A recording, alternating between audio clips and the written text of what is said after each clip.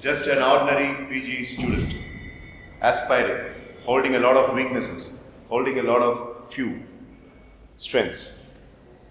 But a person who tries well, sorry, I'm not experienced. I'm saying I'm an MCOM student. Didn't I tell you? I'm an MCOM student and I belong to Marian College, right? And my name is Manikandan Sundaresan. I don't belong to Kerala, I belong to Tamil Nadu, but I came here to Marian College because some of my UG Keralite friends joined here. So because of my friends, to be along with them, I have also joined. This is a case scenario, okay, right? I'm just giving the case scenario, Alina. Listen to me completely, please, right? Now you can tell me anything. Yes. Shall we start? Ready?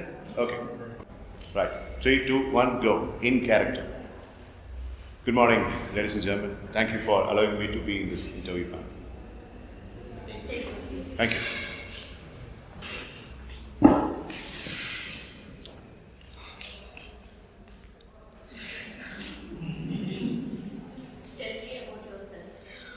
My name is Manikandan Sundaresan. I am pursuing second year MCOM in Marian College. I have expertise in the area of finance. I am good in terms of the most important credentials that are looked for in a particular organizational survival. For example, I am good in terms of arranging things, logistically guiding people, and my friends and my seniors have appreciated me for good leadership skills. And I am a very good public speaker. That's what I would like to assertively say, because I have been to various organizations and colleges during my tenure to give a lot of stage speaking scenarios. And if you ask me about the technical skills, I'm good in my specialization. My specialization is management, taxation, and also security analysis and portfolio management. I can do a minor level of audit for a startup business also. And I'm looking forward to have a job in your organization because this is a wonderful organization. Whatever I have understood from the website of your company has always been very inspiring, and I'm eager to know about the organization and stepping into the organization. What is your ideal working environment? Ideal working environment is, since I'm an youngster, you have to accept in this role play that I'm an youngster. Since I'm an youngster, I would like to look forward to have like-minded is not possible, but my own peers, if they are having their own cultural environment, if they are bringing up the cultural environment, I'll be setting myself along with them, and I will be trying my best to make them come to my frequency and vibration level of thinking and ideology, and with them together on a synergized basis, we can definitely work well for the organization. That's what I believe. There is a big self-centered thought of bringing them to your... I was not meaning in that way, sir. When I was meaning the frequency level and vibration match, if the organization requires my characteristic going to their vibrational match, I would do that too. Because anyhow the organization is going to give me a title, and there will be some of the people either up the hierarchy of mine or low the hierarchy of mine. If they are low at the hierarchy of mine, I will try to bring them into my frequency. If it is upper, I will do the vice versa. I'll go and match with their frequency. That's the organization environment I'm looking forward to.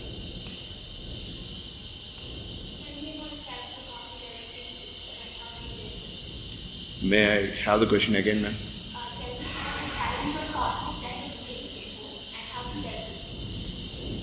When I was in the final year of my undergraduation, I was into some of the paper presentation environments where some of my fellow mates started judging me.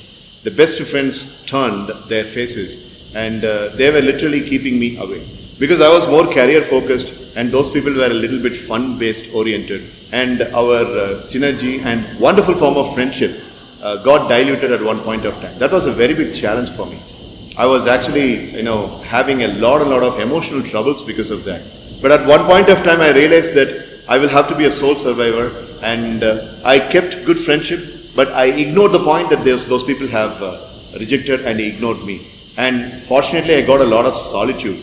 And with that solitude, I have learned plenty of things. I read a lot of books, I watched a lot of videos, I learned plenty of things, and that solitude gave me a wonderful kind of learning atmosphere. I relearned many things. And here I am, I'm in front of you with full of my potential.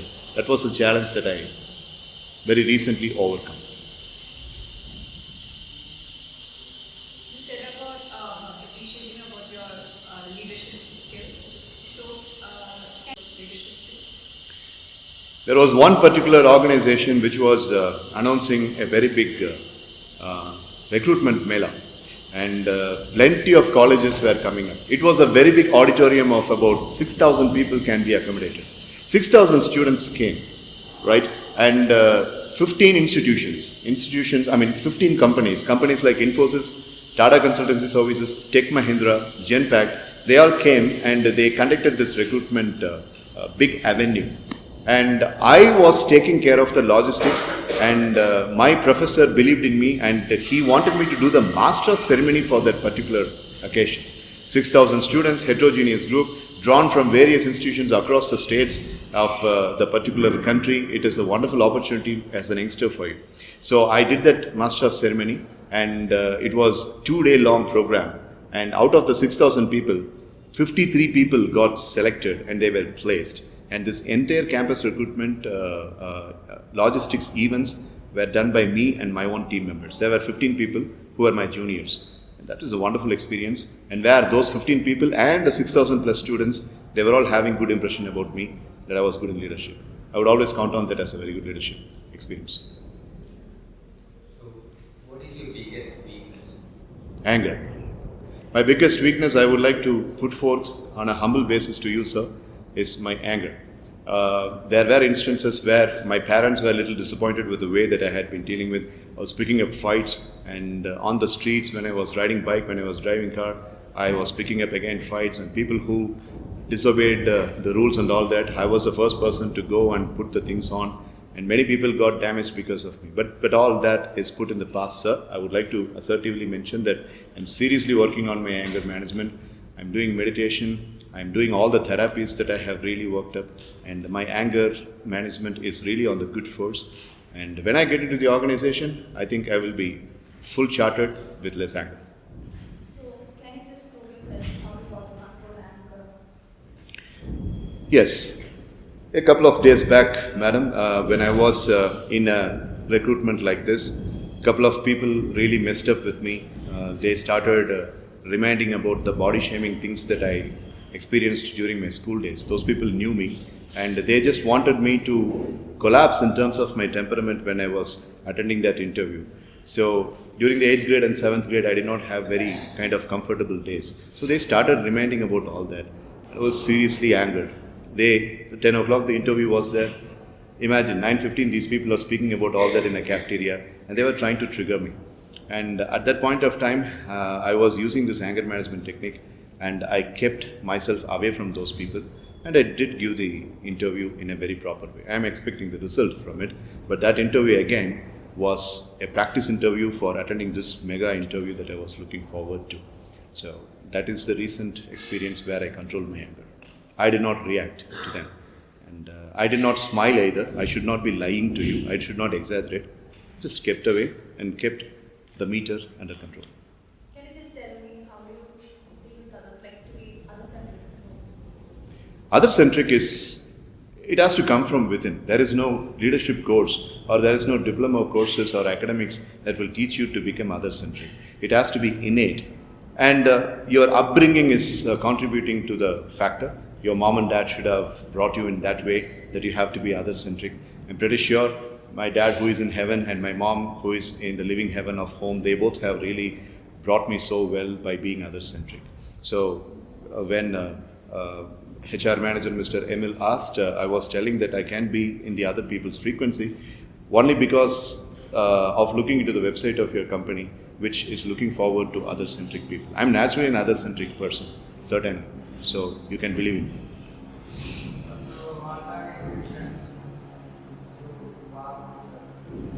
May I have the question again, sir? What is your reason that makes you want to work?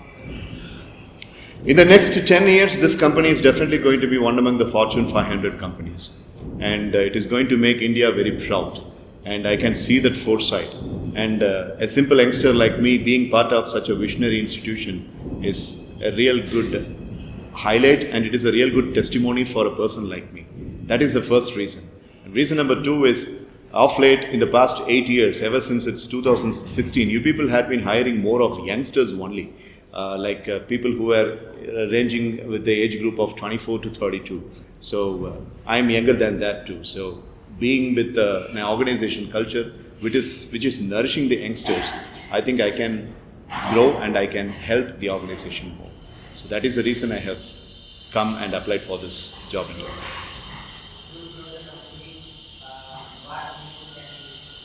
To grow the company, well, I can master all the resources that my college has taught me and my UG college has taught me, and whatever the learning potential I have inculcated, it's all about mind mapping, sir. I mean, you just do the mind mapping and you see what are all the things that you have and try to deliver that to the company.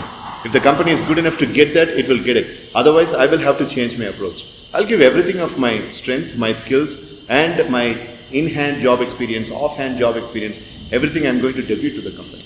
So in that way, I can ensure the company grows and I also grow.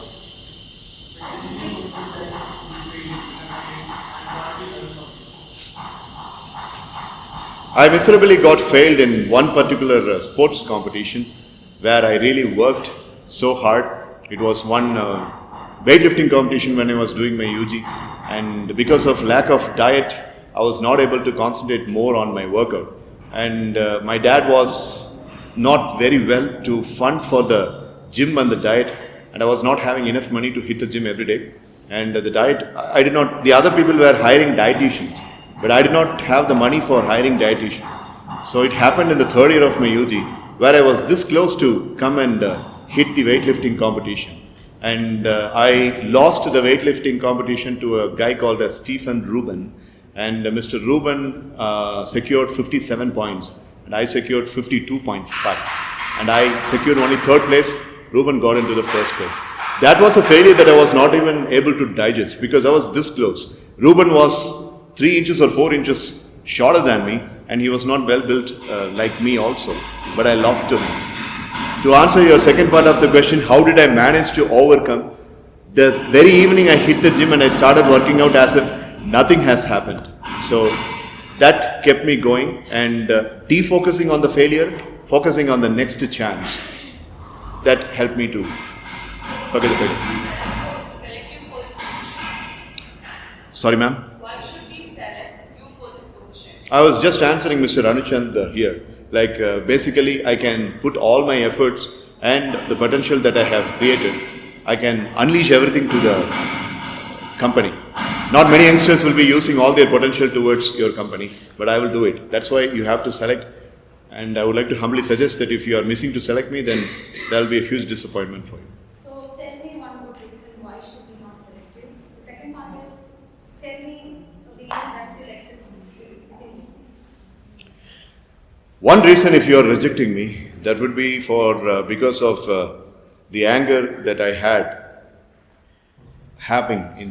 been having in the past. Because any company will always have a good kind of an assessment reading that a person who is working on an anger is like a volcano. He can always erupt like a volcano, right? He is sprung up and he has subsided the anger. Anytime he can be erupting. Maybe clinically speaking, on a honest basis, my anger might be a very big axe for me to get out of this particular job position. Otherwise, I don't think you'll be having any clinical reason to reject me. And to answer your question, can you repeat your second part of the question? I already told you, the weakness is anger, and the other thing is, sometimes I expect more from the people, like in terms of work, not in terms of personal things. In terms of work, I would be expecting the same kind of the speed. Sometimes it is a weakness. I'll be working on that.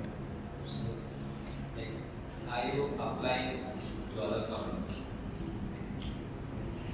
I don't think I will be applying to the other companies until I come to the position into the HR domain or business development domain, because I aspire this company so much.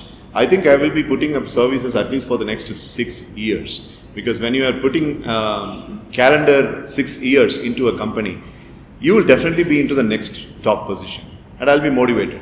Then I won't be having any reason to switch over to some other company. As I mentioned to Mr.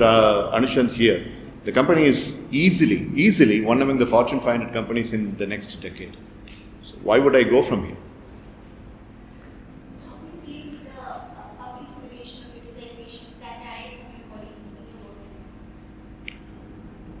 There is a saying that nobody can hurt you without your permission. Nobody can criticize you without your permission. When I am knowing what I am actually doing, when I am clear, crystal clear about what is my personal value system, and if I am not putting forth, see, I am portraying myself as a hero. And when a hero portrayal is being viewed like a clown portrayal, then who is the clown? You tell me. The person who is perceiving, that person is the clown. So that is not my mistake. So sometimes I try my best to contribute to the organization, and the other people's view, I am being viewed in a very, very low level. That's not my problem. It is their problem. As the saying goes, Oscar Wilde says one statement, we don't see things as they are. We see things as we are. Okay, right? Fine. So, if you take those construction workers, right from the morning they are amazing me. Look at the harness that they are having. The harness is a thin rope, which clearly means if the person who is standing right now, if he is falling down, he is depending upon that particular 1.5 mm of the thin rope. He is putting the life depending upon the 1.5 mm of thin rope, right? So that's the kind of the belief system. Even otherwise, he might be having some Jackie Chan skills by, even if his life is in the danger, he can go and he can pick it up, things. Likewise, I will have to believe in some of the chronicles that I have built up. Just like he is believing on the rope, I am believing in my own personal skills. And with that particular sincere effort, when I am putting my efforts and contributing, while the other, during that is happening, when the other people are misconceiving things and they are trying to pull my leg, well, I don't have time to deal with all that. I'll keep on moving on the perspective, because they are seeing things not as the thing is, they are seeing things as they are. It is not my mistake, it is their mistake.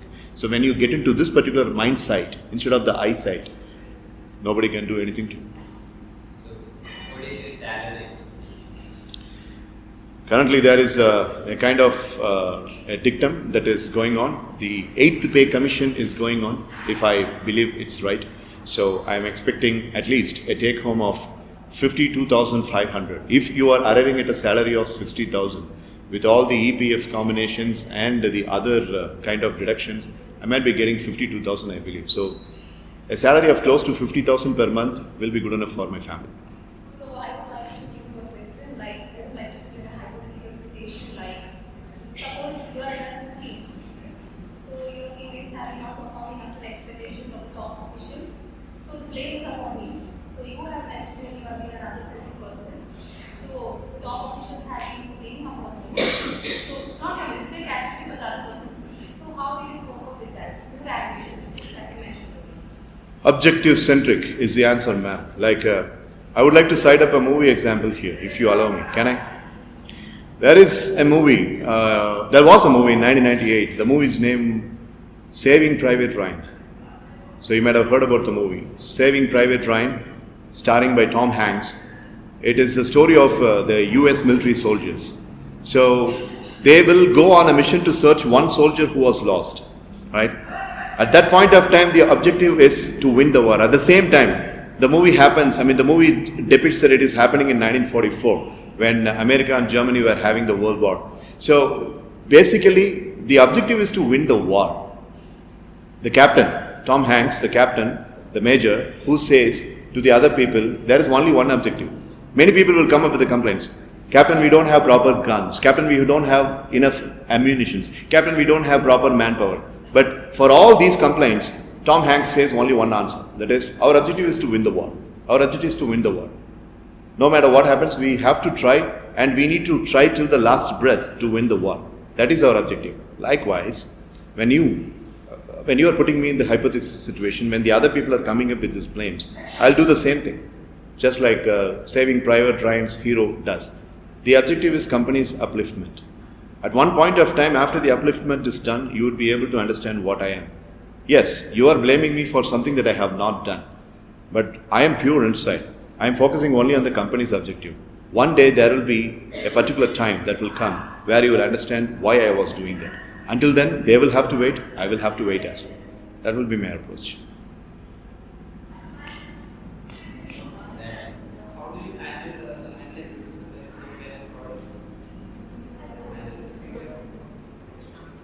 I would like to reiterate the answer that I have given to ma'am, sir. In my best project, you yourself mentioned the word best project. So it is my pet project. It's a project that is close to my heart. So, when it is close to my heart, when somebody is appreciating, I show all my teeth and I'm accepting that appreciating.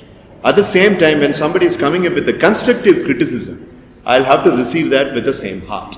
Right? A person who is willing to receive the appreciation should also be willing to receive the constructive criticism as well. Yes, it's going to be hurting a little, but still, the constructive criticism is a brick that is going to make the building strong. I'll take the brick and I will use it.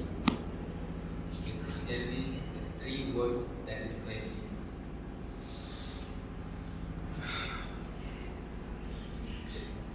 3 words that describe me. I will describe in 2 words if you allow me. Soul survivor. I survive alone. Wherever you put me in a furnace, I'll survive. You put me in a volcano, I'll survive. You'll put me anywhere, I'll survive. If I'm surviving everywhere, why don't you put in your organization? I'll survive there also. Tell me your biggest inspiration. Swami Vivekananda, number 1. Mr. Sundaresan, number 2. Solusus Talent, number 3. These are my 3 inspirations. Swami Vivekananda, the priest. Sundaresan, my father.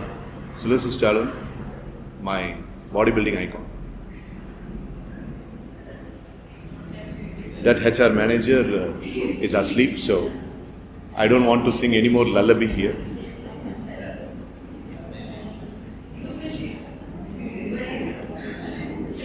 Thank you. Thank you, sir.